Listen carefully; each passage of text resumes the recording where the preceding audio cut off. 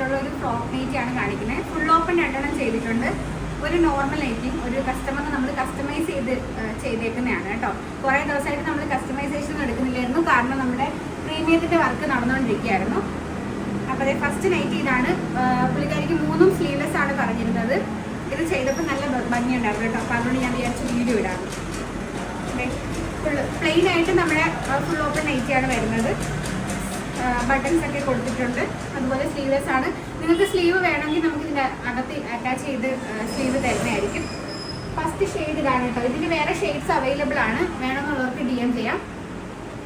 Second one വന്നിട്ട് നല്ലൊരു brown ഷെയ്ഡാണ് കേട്ടോ, ഈ ഒരു ബ്രൗൺ ഷെയ്ഡ്. തേർഡ് വന്നിട്ട്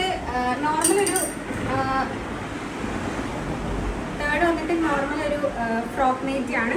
സെൻറ്റർ സിബ് കൊടുത്തിട്ടുള്ളത് ഫ്രോക്ക് നൈറ്റിയാണ് ചെയ്തിട്ടുള്ളത്. ലോങ് ആയിട്ടുള്ള സിബും അറ്റാച്ച് ചെയ്തിട്ടുണ്ട്. ഇനി നമ്മുടെ ഫീഡിങ് മദേഴ്സിനോടൊരു കാര്യം പറയാനുണ്ട് അല്ലേ.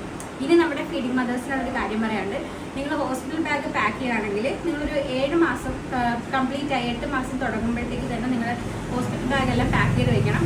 നമുക്കൊരു 100 ഓർഡർ എടുത്താൽ അതിനകത്ത് 90% ആൾക്കാരും 90 ഓർഡേഴ്സും നമ്മുടെ ഫീഡിങ് മദേഴ്സ് നെക്സ്റ്റ് വീക്കിൽ ഡെലിവറി ഡേറ്റ് ആയിരിക്കും. ചിലപ്പോൾ 2 ദിവസം കഴിഞ്ഞിട്ടുള്ള ഡെലിവറി ഡേറ്റ് ആയിരിക്കും. എനിക്ക് പെട്ടെന്ന് സാധനം വേണം എന്ന് പറയുന്നവരാണ്. അതായത് നിങ്ങൾക്ക് ആ ഒരു സമയത്ത് നിങ്ങൾക്ക് എത്തിച്ചു തരാൻ പറ്റുമെന്നാണ് ചോദിക്കുന്നത്. ഒരു കാരണവശാലും നിങ്ങൾ അങ്ങനെ ചെയ്യരുത്. നിങ്ങൾക്ക് സാധനം വാങ്ങി വെക്കണം. അതായത് നൈറ്റി നമ്മൾ ഇവിടെ നയിച്ച് കഴിഞ്ഞാൽ എത്ര ദിവസം പിടിക്കുമ്പോൾ നമുക്ക് കറക്റ്റ് പറയാൻ പറ്റില്ല. നമ്മളൊരു എക്സ്പെക്റ്റഡ് ഡെലിവറി ഡേറ്റ് ആണ് പറയുന്നത്.